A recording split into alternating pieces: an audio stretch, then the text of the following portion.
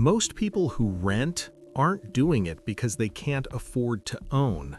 They're doing it because the system made owning feel impossible before they ever ran the numbers.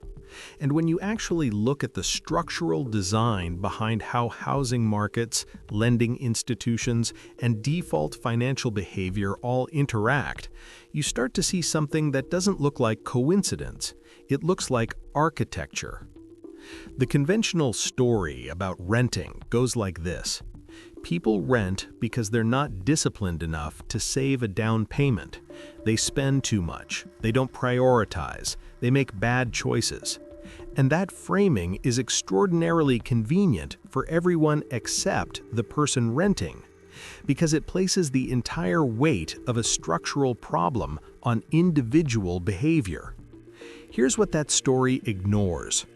In the 1950s and 60s, a median income worker in the United States could save a 20% down payment on a median-priced home in roughly 2 to 3 years. The ratio between wages and home prices was narrow enough that the path from renting to owning was steep but walkable. That ratio has fundamentally changed. In most major metropolitan areas today, that same calculation takes 7, 10, sometimes 15 years, even for households earning above the median income. And the gap is not explained by spending habits. It's explained by the divergence between wage growth and asset price inflation. Wages, in real terms, have grown modestly over the past 4 decades. Home prices, in real terms, have more than doubled in most markets. The gap between those two lines, that's not a personal failure. That's a structural shift. And yet the dominant cultural message remains: you rent because of your choices. That framing keeps the analysis focused on behavior, and it keeps people from looking at the design.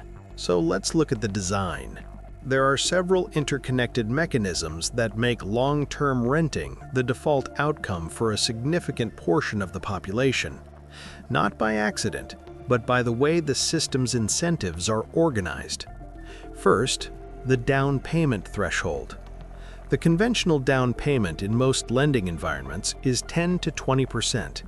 On a $400,000 home, that's $40,000 to $80,000 in cash, money that has to sit as a lump sum, not be touched, and be accumulated while simultaneously paying rent, often in the same expensive market where you're trying to buy. The act of saving that amount takes years. During those years, home prices in supply-constrained markets continue to appreciate. The target moves. You save $40,000 and the down payment requirement has grown because the home now costs more. This is not a bug in the system. It's a predictable output of how capital accumulation works when asset prices inflate faster than savings rates. Second, the institutional rental market. Over the past 2 decades, large real estate investment trusts, private equity-backed firms, and corporate landlords have entered the single-family rental market at scale. In some submarkets, these entities purchase a significant percentage of available entry-level homes. This reduces inventory for first-time buyers. It applies upward pressure on purchase prices, and it simultaneously expands the professional rental supply, which increases the quality and convenience of renting, making it a more palatable, permanent option. The system isn't just making ownership harder, it's making renting more comfortable. That's a deliberate competitive dynamic. Third, the tax structure. In most Western economies, home ownership comes with significant tax advantages: mortgage interest deductions, capital gains exclusions on primary residences, property tax structures that favor long-term owners. These advantages compound over time and disproportionately benefit those who entered the market earlier when prices were lower. Someone who bought a home in 2005 at $250,000 has accumulated equity, tax advantage, and price appreciation simultaneously. Someone who was renting in 2005 and is still renting today has funded that landlord's wealth accumulation, while their own savings remain liquid and vulnerable to inflation. The system rewards entry. It penalizes delay, and delay is the default outcome for a growing number of people. Let's make this concrete with simple numbers. 2 people, same income, same city, same starting point. One purchases a home at age 28. One rents until age 38. Both are making financially rational decisions given their circumstances. The buyer puts $50,000 on a $350,000 home. Over 30 years at a fixed rate, their monthly payment is relatively stable. With modest appreciation of 3.5% annually, below historical averages in most major markets, that home is worth approximately $990,000 by age 58. Their equity position, assuming they didn't refinance recklessly, is substantial. Their housing cost in real terms has actually decreased because their fixed payment doesn't inflate while their income has. The renter, over that same decade, from 28 to 38, pays an average of $1,800 per month in rent. That's $216,000 over 10 years, none of which builds equity.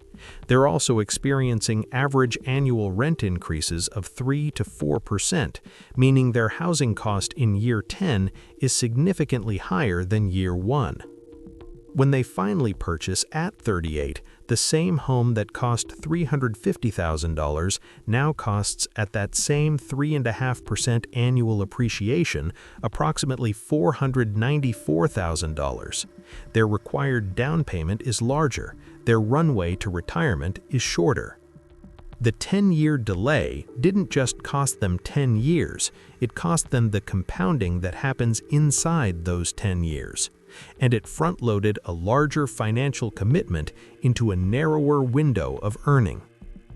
That gap, that's structural leverage. The system rewards those who entered early, and it does so quietly, invisibly, over decades. Now, here's where behavior and structure intersect. Human beings are remarkably good at adapting to their environment. When renting is the norm, when it's what your peers do, when it's what the media presents as reasonable and even preferable, people stop experiencing it as a temporary state and start experiencing it as a lifestyle. The behavioral economics literature calls this a default path. When a choice is the default, people stop questioning whether it's the optimal choice. They simply follow it. And the rental market, particularly in the last 15 years, has been highly effective at making itself feel like a reasonable permanent option. Professionally managed buildings, flexible leases, amenities, the absence of maintenance responsibility. All of these things reduce the psychological friction of renting. Reduced friction reinforces continuation. Meanwhile, home ownership has accumulated psychological friction. The down payment feels enormous, the process feels opaque, the maintenance feels burdensome, prices feel irrational. So people stay in the path of least resistance, and each year they stay, the mathematics of catching up becomes slightly less favorable. That's not irrationality. That's a completely predictable human response to a system that has made one path easier to stay on than to exit.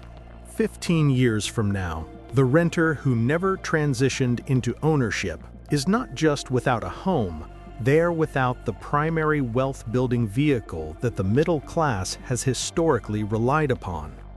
In retirement models across most developed economies, home equity represents the largest single asset for households in the middle 3 income quintiles. It's not stocks, it's not savings accounts, it's the house.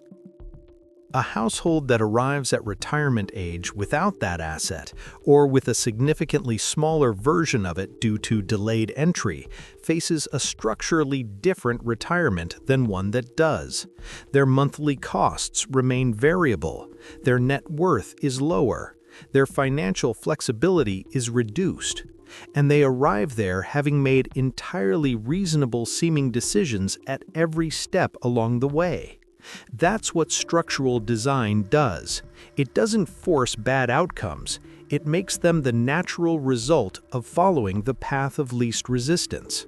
The point of looking at this clearly is not to create panic or urgency. It's to see the system as a system. Because once you understand that the default path was constructed, that the down payment threshold, the institutional market dynamics, the tax incentives, the psychological friction, all of these were shaped by policy decisions, capital flows, and institutional behavior, you stop blaming yourself for being in it, and you start asking different questions. Not what am I doing wrong, but what is this system rewarding, and where do I actually sit within it? That's a different kind of analysis, and it leads to a different kind of clarity. Most people will watch something like this, feel a brief moment of recognition, and then return to the default path. Not because they're incapable of change, but because the system was specifically designed to feel easier to stay in than to examine.